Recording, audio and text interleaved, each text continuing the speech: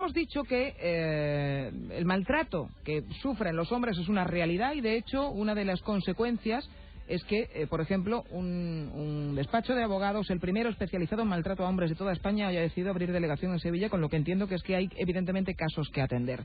Esto ya saben que ha sido siempre muy cuestionado. Tenemos una ley contra la violencia de género que protege o defiende básicamente a la mujer. Entienden las administraciones que esto en los hombres no ocurre y que si ocurre es algo tan excepcional que tampoco merece ser tenido en cuenta en el grado de una ley específica para este colectivo, o al menos que se les recoja en igualdad de condiciones con las mujeres. Claro que son muchos también los que piensan que esto no es tan excepcional. De un lado, lo del maltrato físico tal vez no sería tan raro. Ahí los datos son difíciles de poder contrastar porque todavía hay bastante recelo por parte de los hombres a denunciar si son víctimas de malos tratos por parte de su pareja, en este caso por parte de una mujer. Pero luego están los maltratos psicológicos, que en estos, aquí evidentemente no influye la fuerza física. Son más difíciles de probar, supongo, ¿no? ¿Es una denuncia falsa un maltrato psicológico? ¿Es presión para obtener una mejora en un proceso de divorcio un maltrato psicológico? Algunos sostienen que sí, otros que no. ¿Ustedes qué opinan? Ya saben, pueden hacerlo hasta la 1 de la tarde. Priorizamos el teléfono en el 954 460144. Pero bueno, para conocer un poco más sobre este asunto, lo que vamos a hacer inmediatamente va a ser hablar con Víctor Martínez, que es gerente de Patón y Asociados, que es este bufete de abogados que abre delegación en Sevilla. Señor Martínez, buenas tardes. Hola, buenas tardes. Entiendo que la especialización en este tipo de casos es algo que se produce a consecuencia de que, evidentemente, hay un hecho real detrás. No sé si sería capaz de definir cuál sería la magnitud del problema, del maltrato que padecen los hombres. Pues, a ver, esto es muy difícil, claro, así de repente, pero sí que puedo decir sin ninguna duda que no es algo residual. Es decir, nosotros estamos dedicados exclusivamente a defender a hombres maltratados y tenemos una sede en Madrid, otra en Barcelona, ahora abrimos en Sevilla.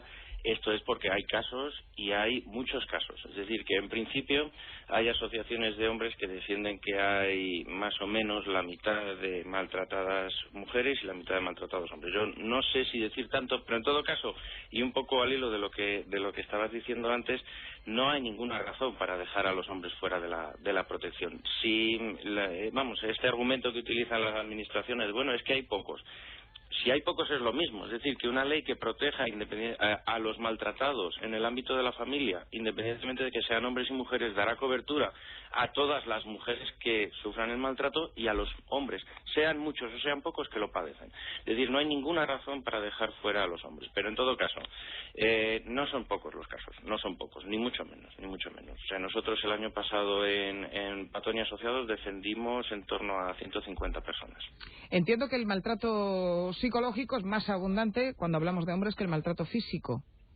No digo que no exista el maltrato físico, pero que ya por una propia cuestión física de constitución es más complicado, ¿no? Sí, pero no, por supuesto que es más común el maltrato psicológico, pero hay mucho más maltrato físico del que parece, porque, claro, lleva mucha razón, ¿no? La Constitución, cómo una mujer va a pegar a un hombre. Bueno, es que también hay mucha educación de que si una mujer te pega, a ver qué vas a hacer, no puedes defenderte, ¿no? Y entonces, hay casos. Mira, un cliente que nos ha venido hace muy poco me decía, dice, mira, yo mido casi 1,90, ella no mide más de 1,50, dice, pero me pega palizas y tal, yo no puedo hacer nada porque yo a una mujer no la voy a pegar nunca, ¿no? Bueno, ¿hasta qué punto esta ley que protege a unos y otros, la violencia de género, es utilizada por una y otra parte para sacar tajada en esos procesos que hemos hablado, procesos de divorcio? ¿Y hasta qué punto no sería recomendable, para evitar esas denuncias falsas de las que hemos hablado, hacer que la ley fuera más coercitiva, que penalizara de una manera más dura cuando se demostrara que efectivamente se ha presentado una denuncia falsa? Vale, a ver, lo primero, esta ley no defiende a unos y a otros, solo defiende a las mujeres. Es decir, que desde el preámbulo de la ley no hay ninguna duda de que las únicas protegidas son las mujeres, pero además con una particularidad, las mujeres que padecen violencia de manos de un hombre. Es decir, mujeres homosexuales están eliminadas aquí, tampoco tienen ninguna cobertura. Es decir, que la ley no defiende a unos y a otros, solo defiende a mujeres, en principio heterosexuales, ¿no? Y claro, esta sobreprotección que se le da abre la puerta perfectamente a que se utilice para presentar denuncias falsas y obtener muchos beneficios de cara al divorcio, estos beneficios muy fácilmente medibles, ¿no? Pero luego también, claro, una manera de machacar a la pareja. Es que demostrar que una denuncia falsa es falsa es muy difícil, porque, por ejemplo, unas amenazas, si un hombre llama a su mujer para decirle cualquier cosa, ¿no? Pues que va a llegar tarde del trabajo, por ejemplo, y ella denuncia que su marido la ha llamado y le ha dicho que le va a pegar una paliza cuando llegue a casa.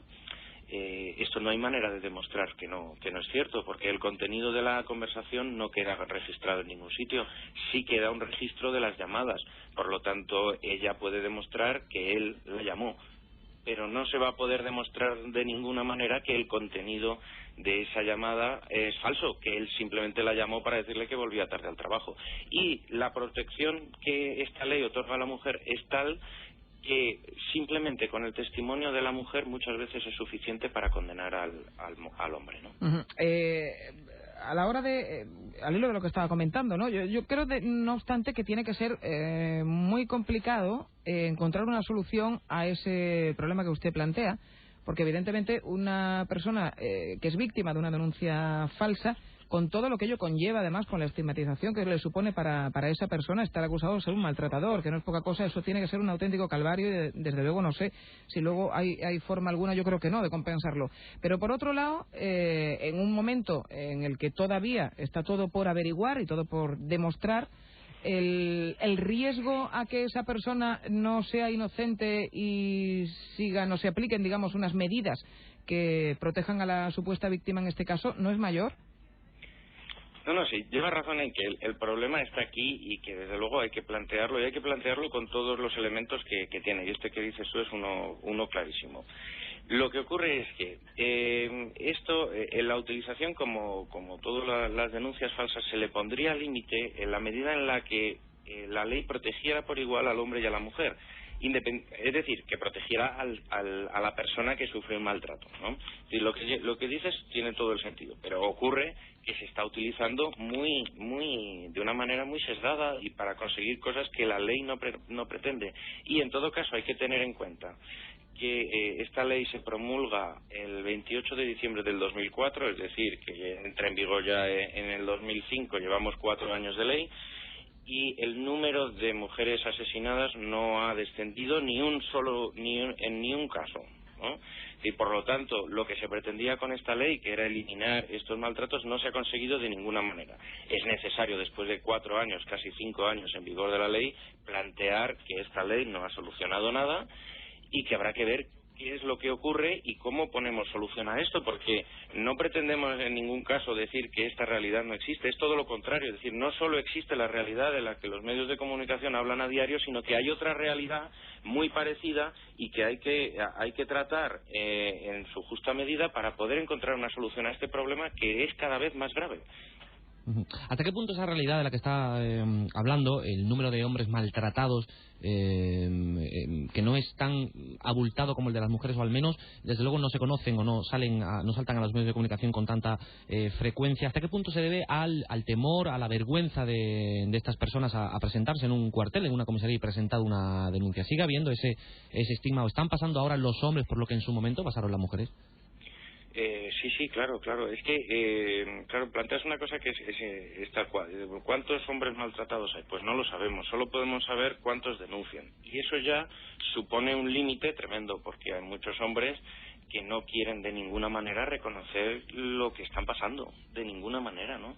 Y, por otro lado, algo que psicológicamente hay que tener muy en cuenta es que cuando tú vas a denunciar a una comisaría o a un cuartel de la Guardia Civil, y como muchos clientes nos han dicho, y claro, a ver, delante de todos esos machotes, como digo yo que a mí mi mujer me pega, ¿no? Y esto influye muchísimo, ¿no? Y por otro lado, no es nada infrecuente que la policía le diga al hombre que va a denunciar que mejor no ponga la denuncia, que no merece la pena, que lo deje pasar, que seguro que con suerte no se va a volver a repetir y que tampoco tiene por qué darle mayor importancia, que es una pequeña riña familiar y demás, ¿no? Un déjà vu. Es precisamente lo que se decía a la mujer hace... Sí. Vamos, los mismos argumentos, vaya. Bueno, pues ya conocemos un poco más de esta otra realidad que también existe, no tan conocida como es el maltrato a los hombres. Ahora lo que vamos a escuchar son las opiniones de nuestros oyentes. Quiero agradecerle a Víctor Martínez, gerente de Patón y Asociados, que nos haya atendido tan amablemente. Gracias y buenas tardes. Gracias, buenas tardes.